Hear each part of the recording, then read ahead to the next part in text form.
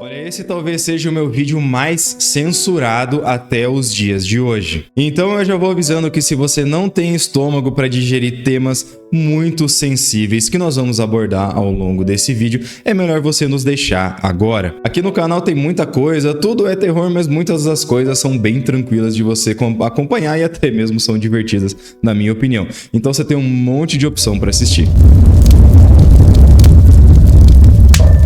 Dito isso, vamos para a introdução. Se você por acaso ainda duvida da maldade que os seres humanos podem cometer uns com os outros, é melhor você repensar. E sempre que você se deparar com uma situação e ficar pensando, puxa, mas ninguém na vida real faria uma coisa dessa, às vezes é só coisa de filme, coisa de história. Pois é, alguém faria sim. Os piores monstros muitas das vezes estão bem debaixo dos nossos narizes. Eles aparecem como pessoas de confiança, amigos, familiares e até mesmo figuras de autoridade. E por trás de um sorriso carismático escondem uma alma verdadeiramente podre. Junte-se a mim hoje para explorarmos 2 casos de criminosos verdadeiramente repugnantes. Mas antes, só para lembrar que nós trazemos vídeo aqui no canal todo sábado, toda semana. Então se você gosta do nosso conteúdo, por que não se inscrever no nosso canal, curtir esse vídeo, clicar no nosso sininho para ser notificado de todas as nossas novidades a partir de agora. Você foi avisado.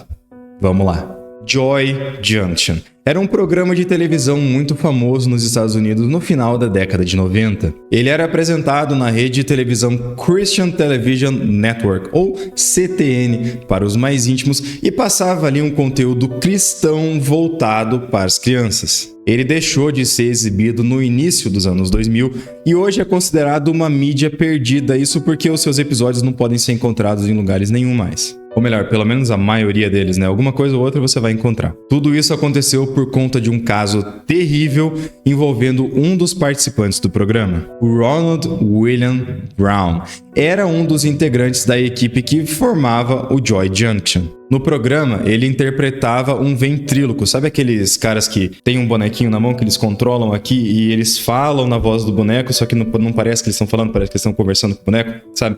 É esse aí. Lá naquela série lá do Two and a Half Men, lá tem alguns episódios que o irmão do Charlie, lá que eu esqueci o nome, o Alan, ele faz um negócio com o ventríloco lá. É esse tipo de boneco aí, sabe? O boneco dele chamava Marty. E em determinados momentos do programa, eles se reuniam com as crianças para conversar sobre algum tema pertinente para aquele episódio.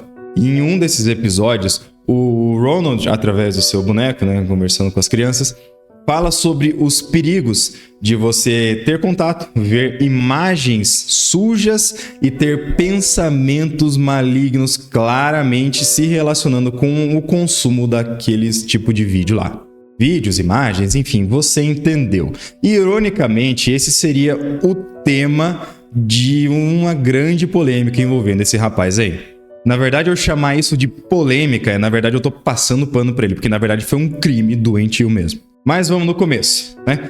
Por ser um cara que estava sempre em contato com as crianças, ele era muito respeitado naquele meio e era visto como um cara muito bom. Um homem de confiança, um trabalhador dedicado a Deus. E era visto assim tanto pelas pessoas do programa quanto pelas paróquias e pelos pais das crianças que participavam daquele programa. Ele morava em um parque de trailers que se chamava Whispering Pines, que ficava na Flórida, Estados Unidos.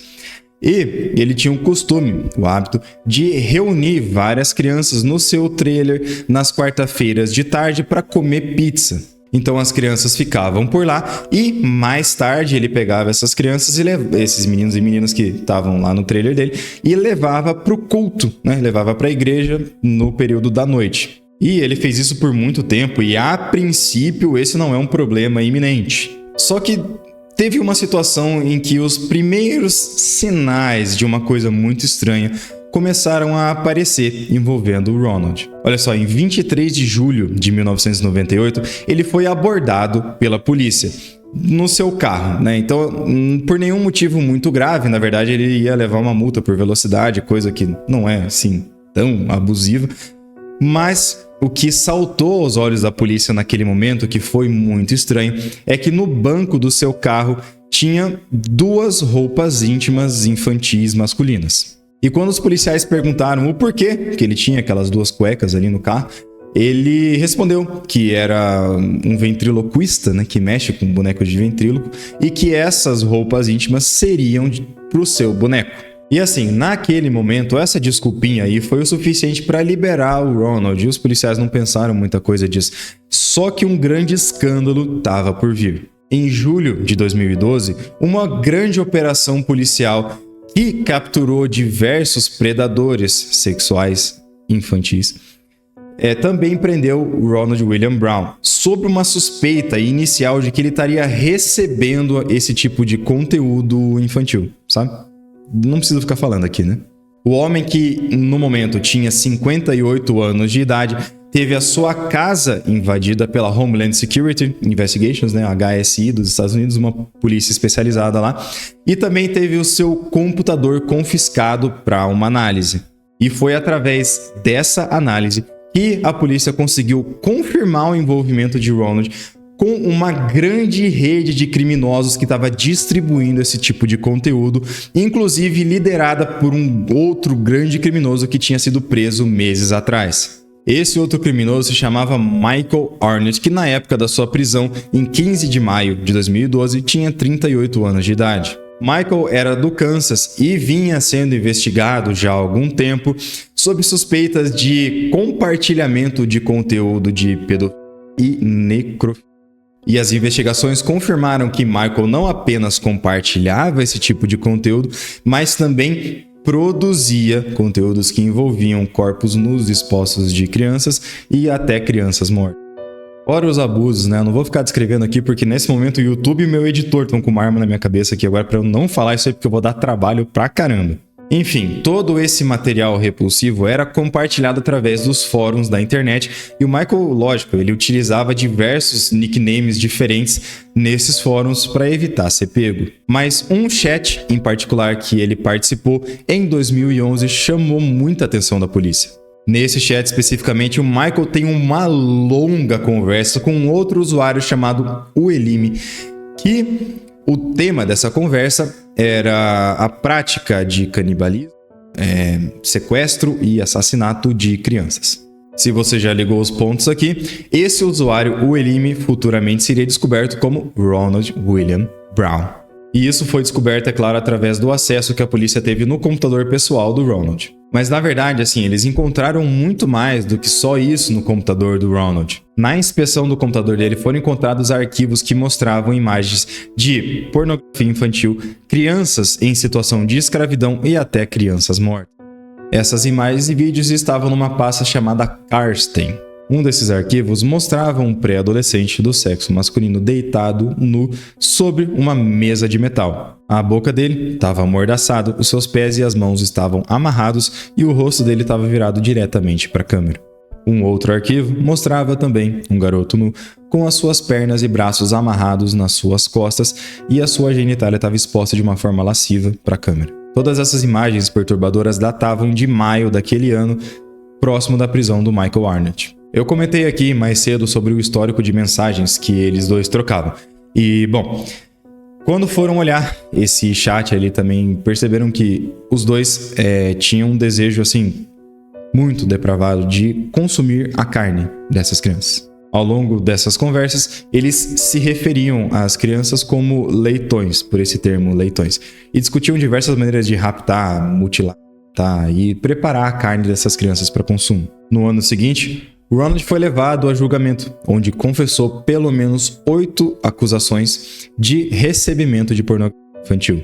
E também por ter orquestrado o assassinato de um jovem próximo à região dele com a ajuda de Michael. Eu vou ler agora uma fala do juiz do caso do Ronald, que o descreveu ele e na verdade são as palavras que todos nós gostaríamos de dizer, entre aspas. Pervertido não é uma palavra forte o suficiente, Sr. Brown, para descrever o que você tem feito.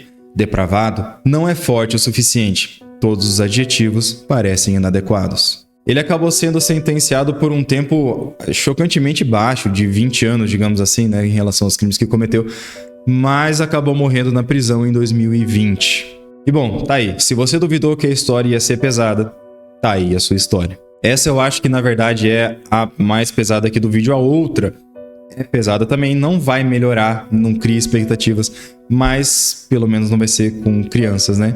Vamos lá para ela. Matteo Valdrabini era um jovem aparentemente normal. Ele estudava na Universidade de Florença desde 2016 e cursava economia empresarial. Mas o que poucos sabiam é que ele escondia um lado depravado e sombrio longe dos olhos da sociedade. Mateu era o líder de um culto satânico que forçava os seus membros a consumirem carne humana. Ele se intitulava de O Diabo e abusava dos seus seguidores, sob a promessa de que esses abusos os trariam poderes sobrenaturais, até mesmo os transformando em vampiros e lobisomens. Ele selecionava suas vítimas principalmente através das redes sociais e se aproximava com aquela promessa de que elas eram escolhidas para salvar o mundo.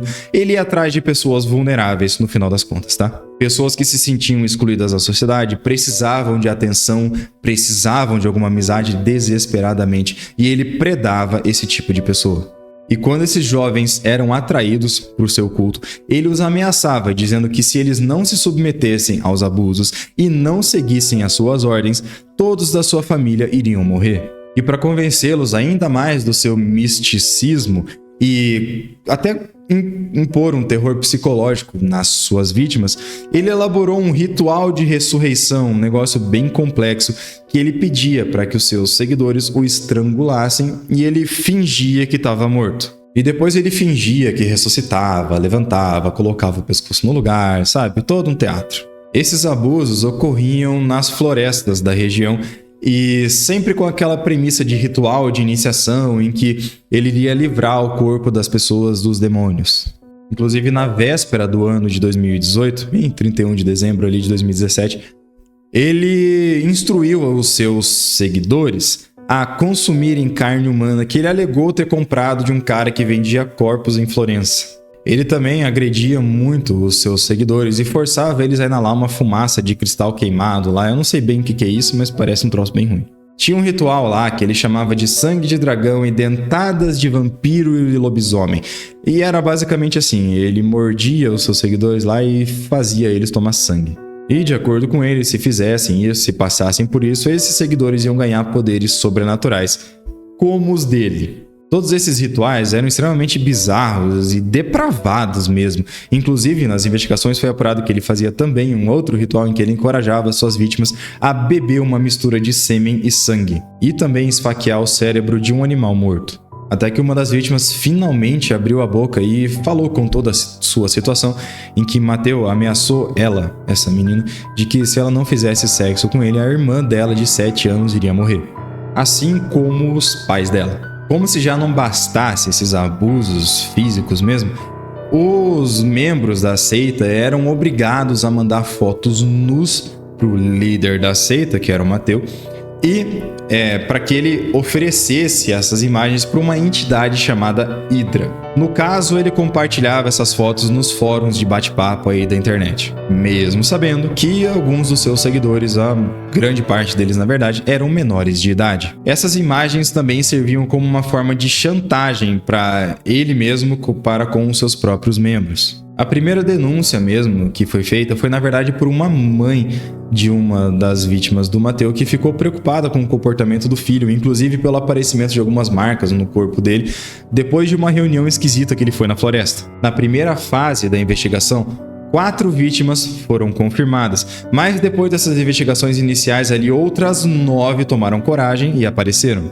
E esses relatos estimularam outras pessoas também que foram vítimas do diabo a aparecerem e contarem suas histórias, uma mais aterrorizante do que a outra. Eu vou te poupar aqui dos relatos específicos, mas é aquilo lá, muitas dessas vítimas aí eram pessoas vulneráveis, que procuravam nesse grupo um tipo de aceitação, uma solução para sua solidão, para sua depressão, ansiedade, esse tipo de coisa. E isso facilitou muito para que ele tirasse vantagem desses adolescentes. No dia 3 de junho de 2020, surpreendentes quase 3 anos aí de atuação dele, fazendo suas coisas, suas bizarrices por aí, ele foi finalmente detido na sua casa onde morava com os pais. Agora as coisas ficam meio cinzentas aqui, nós temos dados meio desatualizados, mas até onde eu sei, até hoje ele está na prisão, mas ele está em prisão preventiva, acusado de pelo menos 13 casos de abuso e pornografia infantil, esse tipo de condenação. O que importa é que até o momento ele permanece na prisão, mas eu não sei dizer exatamente por quanto tempo. Eu só espero que seja por muito tempo. Se você ainda tá aqui comigo, ó, meus parabéns, estou te cumprimentando, você é uma pessoa forte.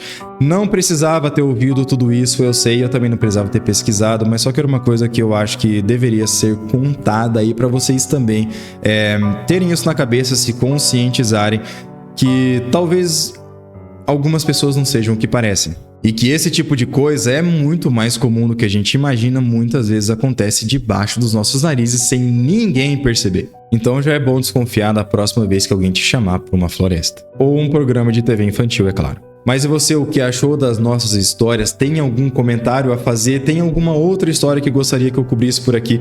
Deixa aqui pra mim nos comentários, eu vou adorar saber. Desde que não seja uma coisa que a Polícia Federal vai invadir a minha casa por ver que eu tô pesquisando isso aí na internet. Obrigado, eu agradeço. Mas já que você vai estar lá embaixo nos comentários mesmo, por que não se inscrever no nosso canal, curtir esse vídeo e clicar no nosso sininho para ser notificado de todas as nossas novidades a partir de agora? Muito obrigado por ter assistido até o final, um grande abraço, falou!